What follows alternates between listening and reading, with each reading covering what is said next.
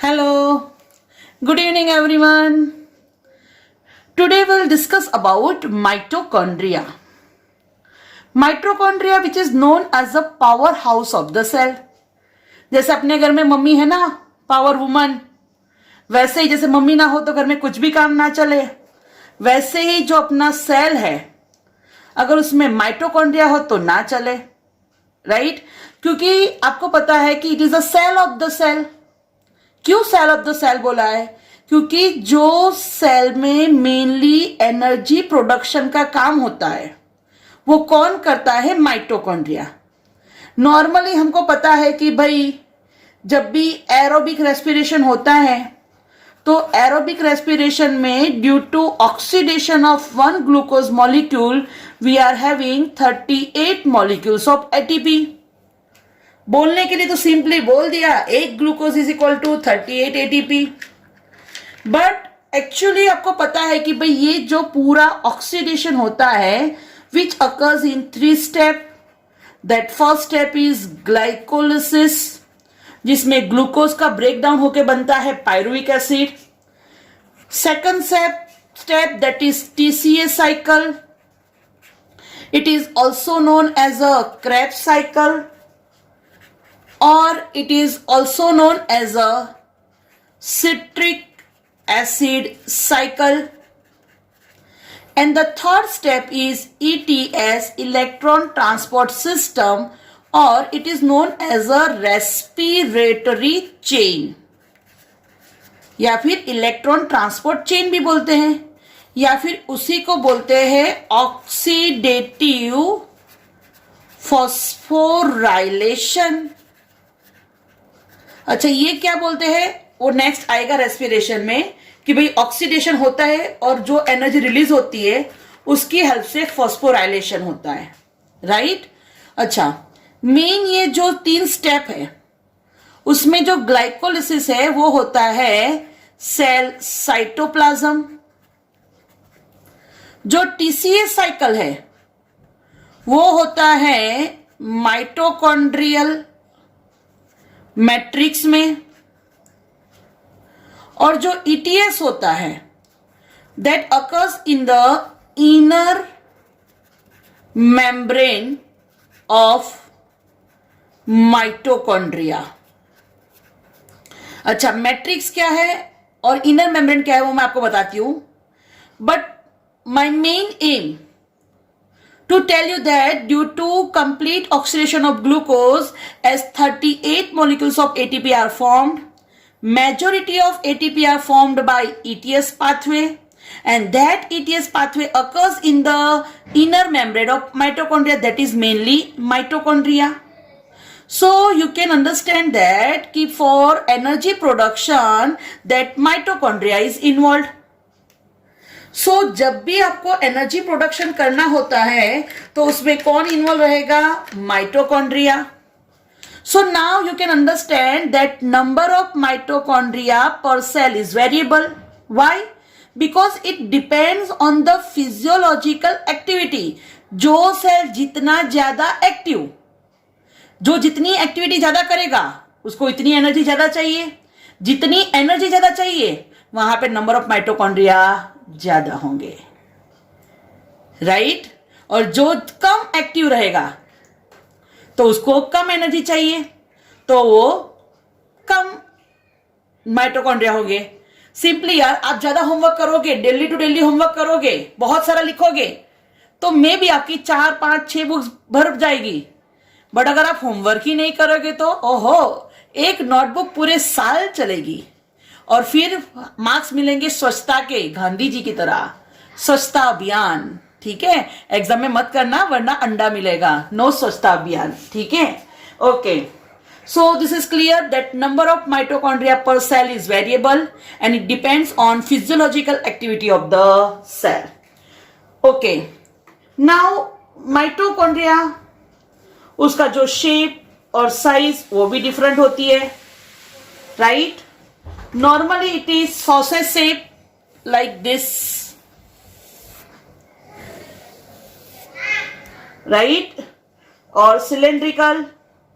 अच्छा, उसका डायामीटर याद रखना its diameter is 0.2 to 1 micrometer, तो एवरेज हो जाएगा 0.5 माइक्रोमीटर, और जो लेंथ है वो है 1 to 4.1 माइक्रोमीटर। यहां पे क्विज का क्वेश्चन एवरेज निकाल देना। यहां से बच्चों ने लास्ट टाइम क्विज में क्वेश्चन पूछा था, इसका एवरेज क्या होता है, ये एवरेज ध्यान में है, ये नहीं होता है। ठीक है, तो आप कर सकते हो। ठीक है, ओके, 2.5 के आसपास आएगा, राइट। ओके, तो जो माइटोकॉन्ड्रिया है उसका डबल लेयर होता है, एक outer membrane and inner membrane.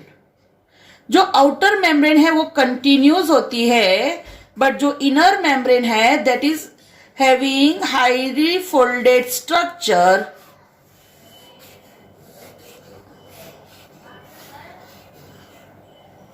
right?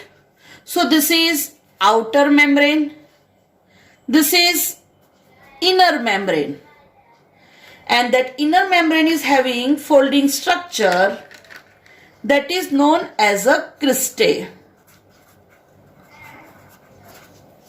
and that remaining portion, बाकी जो बचा उसको बोलते हैं matrix, right. Outer membrane, this is inner membrane, inner membrane में जो फोल्डिंग है जिसको बोलते हैं क्रिस्टे, बाकी का जो पोर्शन बचा उसको बोलते हैं मैट्रिक्स। मैट्रिक्स की बात करूं तो हाँ, मैट्रिक्स की बात करूं तो matrix it possess its own DNA, here it possess ribosome and it possess enzymes, but ये enzymes किसके लिए है, for TCA cycle। यहां पे जो भी एंजाइम है वो किसके लिए है, TCA cycle के लिए है, right। and most important thing that cristae possess lollipop like structure, or we can say table tennis like structure, जो टेनिस बैट आता है, राइट, बट लॉलीपॉप जल्दी याद रहता है। तो this particles are known as a F0 F1 granules, F0 F1 granules, या फिर उसी को बोलते हैं ऑक्सीजोम्स। क्या बोलते हैं उसको, ऑक्सीजोम। F0 F1 granules या फिर उसको बोलते हैं oxysomes. So most important thing, remember that mitochondria, 2 layers, outer, inner membrane is highly folded, which is known as a cristae. Cristae possess F0 F1 granules, or you can say oxysome. That remaining part is known as a matrix. Matrix possess ribosome, enzymes for TCA cycle and its own DNA, right? तो एकदम important चीज बोलने जा रही हूं मैं कि mitochondria it is semi autonomous organelle, खुद का डीएनए है, तो खुद से बाइनरी फ्यूजन के थ्रू वो रेप्लिकेट होती है। This is most important. Same thing is same for chloroplast. Chloroplast is also possess its own DNA, and that's why it is also semi-autonomous organelle. So that mitochondria, so it is double wall structure. This is outer membrane and inner membrane. So that membrane which divides its lumen into 2 aqueous compartment, ये एक अंदर का compartment हो गया और ये एक बाहर का कंपार्टमेंट हो गया, 2 लेयर हो गए, 2 पार्ट हो गए ना, ये एक अंदर का और ये बाहर का, ठीक है। That is outer compartment and inner, ये इनर वाला पार्ट और ये outer part. Right. Now this inner compartment, मैंने अभी बोला आपको कि it is known as a matrix. And जो आउटर कंपार्टमेंट वो क्या बनाता है? बाउंड्री, कंपाउंड वॉल जैसा. The outer membrane it forms the boundary of the organelle. Just मैंने पहले ही बोल दिया कि भाई जो इनर मेम्ब्रेन है it is having so many infoldings which is known as a cristae. Cristae कौन सी साइड पे है? Towards the matrix. अच्छा, क्रिस्टी का फंक्शन समझ में आएगा ना? Which increase surface area. ठीक है, ओके. और वो याद रखना, ऑटोनॉमस, ऑटो मतलब खुद ही डिवाइड होती है, वो ऑर्गेनल को बोलते हैं autonomous organelle. Okay, now just remember this two membrane, inner and outer, this two membranes, they are having their own specific enzymes, right? जैसे मैं अभी आपको बताऊंगी आगे कि जो इनर सरफेस है, इनर सरफेस पे जो एंजाइम्स है, they possess enzymes for respiratory chain. That means inner membrane पे जो भी एंजाइम्स है they are involved in ATP production. तो यहां पे भी divine star question, which membrane is having enzymes for respiratory chain. Respiratory chain that is मैंने बोला था आपको ETS, right? Okay. Now ये जो माइटोकॉन्ड्रिया है, मैट्रिक्स जिसमें एंजाइम्स होते हैं, so matrix it possess enzymes for TCA cycle, right? And that inner membrane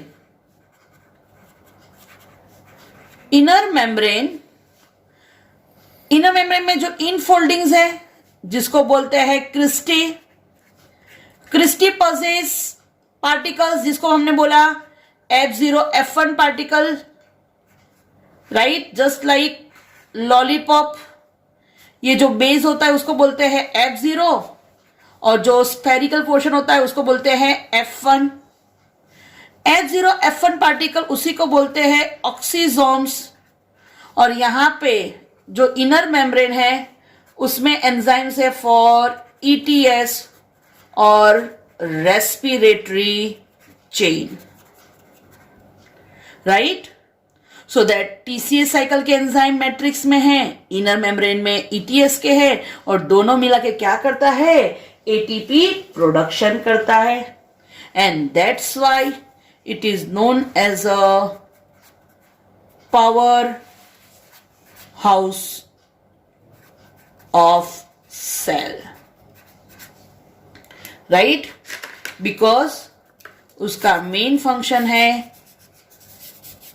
energy production, right? क्या प्रोडक्शन करता है? ATP. ठीक है, ध्यान रखना. ओके, अब जब मैट्रिक्स की बात करें तो मैट्रिक्स उसमें है सिंगल सर्कुलर DNA, मैंने आपको पहले ही बोल दिया, उसका खुद का DNA है. इवन वहां पे फ्यू RNA मॉलिक्यूल्स भी होते हैं, राइबोसोम भी होते हैं. बट राइबोसोम कौन से टाइप के? 70S type, right? अब समझ में आ रहा है कि भाई एज दैट mitochondria possess ribosome, so in mitochondria there must be the process of protein synthesis, because जहां जहां राइबोसोम वहां वहां प्रोटीन. समझ में आया, right? And that mitochondria divide by fission. मैंने बोल दिया था बाइनरी फिजन, एक का दो, एक का दो, एक का दो. Is it okay? चलो, अब जो बताने जा रही हूं ये थोड़ी एक्स्ट्रा थिंग्स है, बट समझ लेना, वैसे समझ में आ जाएगा. तो mitochondria they are absent in prokaryotes and anaerobic eukaryotes. Prokaryotes में माइटोकॉन्ड्रिया नहीं होते हैं. Second thing, they lost in RBC of mammal. तो पूछ सकते हैं भाई आरबीसी में कैसा रेस्पिरेशन होता है, तो एनारोबिक रेस्पिरेशन, वहां पे एनर्जी प्रोडक्शन नहीं होगा। क्यों? बिकॉज माइटोकॉन्ड्रिया नहीं है।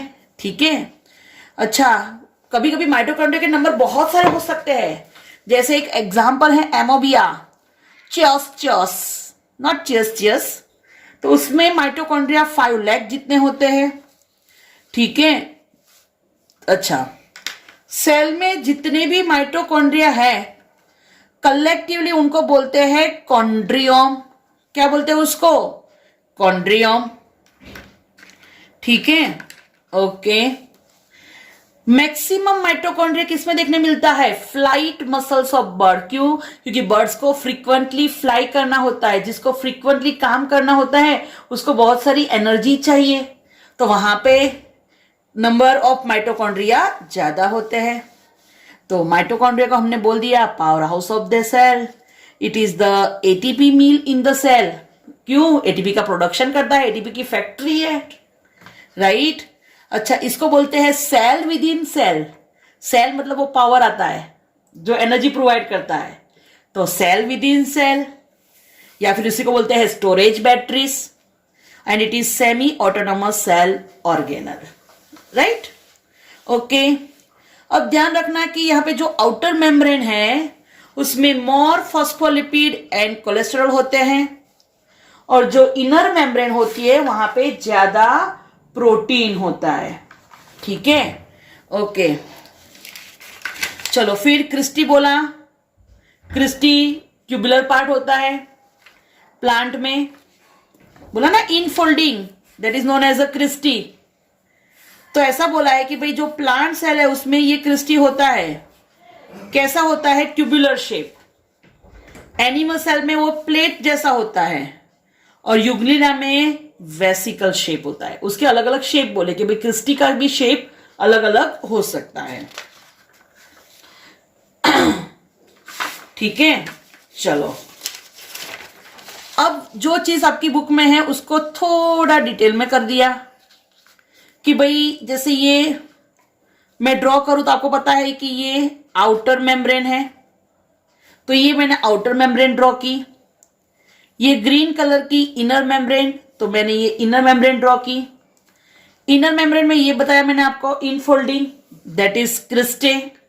ठीक है, तो भाई इनर मेम्ब्रेन में टेनिस रैकेट जैसी स्ट्रक्चर है जिसको हमने बोला F0 F1, राइट। उसको एलिमेंट्री पार्टिकल्स बोलते हैं, या फिर उसी को बोलते हैं ऑक्सीजोम्स। ठीक है, ध्यान क्या रखना है कि जो F0 पार्ट है वो मेम्ब्रेन में है, और जो राउंडर F1 पार्ट है विच इज टॉवर्ड्स मैट्रिक्स।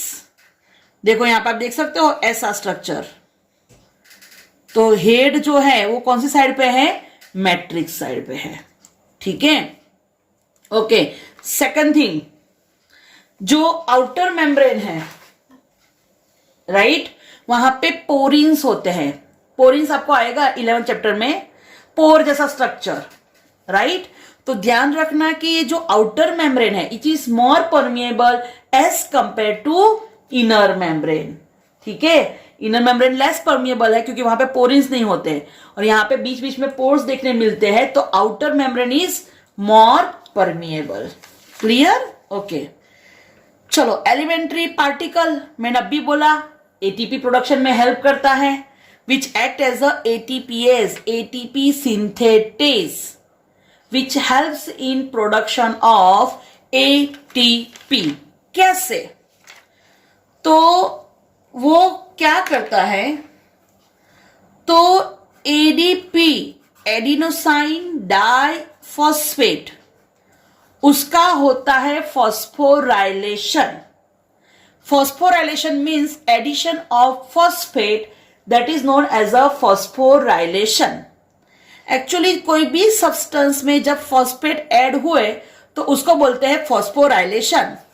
जैसे अगर मैंने ग्लूकोज में फॉस्फेट ऐड किया तो we can say this is phosphorylation of glucose. Here phosphate is added in ADP, So this process is known as the phosphorylation of ADP. तो जब भी ADP का फॉस्फोराइलेशन होता है तो मिलता है ATP, एडिनोसाइन ट्राइफॉस्फेट। तो आगे एक वर्ड था कि F1 granules they possess enzyme for oxidative phosphorylation. F1 granules or oxysomes are involved in oxidative phosphorylation, जिसको हमने बोला था ETS। उसका मतलब क्या है? तो एक्चुअली जब भी ETS में इलेक्ट्रॉन ट्रांसपोर्ट होता है तो वो टाइम पे एनर्जी रिलीज होती है, और जो एनर्जी रिलीज होती है that energy is used for phosphorylation. किसका फॉस्फोराइलेशन? एडीपी का। और क्या बनेगा? एटीपी। बट ये फॉस्फोराइलेशन होता है क्यों? तो वहां पे जो प्रोसेस की बिगिनिंग होती है दैट इज ऑक्सीडेशन। तो ऑक्सीडेशन की वजह से जो एनर्जी रिलीज हुई वो एनर्जी यूज होती है for the phosphorylation of ADP and formation of ATP, that is oxidative phosphorylation. And that's why due to phosphorylation of ADP ATP are released. And mostly ETS में मैं आपको बोलूं तो 30 जितने एटीपी तो ईटीएस के थ्रू प्रोड्यूस होते हैं। हमको पूरा कैलकुलेशन करना है 38 एटीपी का, बट मेजोरिटी एटीपी प्रोडक्शन होता है किसके थ्रू? ईटीएस। ईटीएस साइकिल कहां पे होती है? On Christie. क्रिस्टी में भी कहां पे? F0 F1 granule, that is oxysome. तो यहां पे ऐसे एटीपी प्रोडक्शन होता है, इसीलिए उसको बोलते हैं power house of the cell. ठीक है, चलो मैट्रिक्स में हमको पता है प्रोटीन पार्टिकल्स है, राइबोसोम, डीएनए, आरएनए, एंजाइम है किसके लिए? क्रेब्स साइकिल के लिए। बट यहां पे एक एंजाइम नहीं होता है, सक्सिनेट डिहाइड्रोजिनेस, जस्ट खाली याद रखना। सेकंड थिंग, डीएनए होता है, एक सिंगल होता है, double stranded but circular and naked DNA. यहां पे न्यूक्लियर मेम्ब्रेन नहीं है, जी और सी कंटेंट ज्यादा होते हैं। डिवाइडेशन पता है बाय बाइनरी फ्यूजन, राइट। और सेकंड थिंग कि भले ही इसमें प्रोटीन सिंथेसिस होता है बट वो सारा जो है उसकी इंस्ट्रक्शन कौन देता है? सेल न्यूक्लियस देता है। ठीक है, भले ही उसका खुद का डीएनए है बट फिर भी न्यूक्लियस उसका कंट्रोल करता है। ठीक है, so this is about mitochondria, that is power house of the cell. ठीक है, ओके, थैंक यू।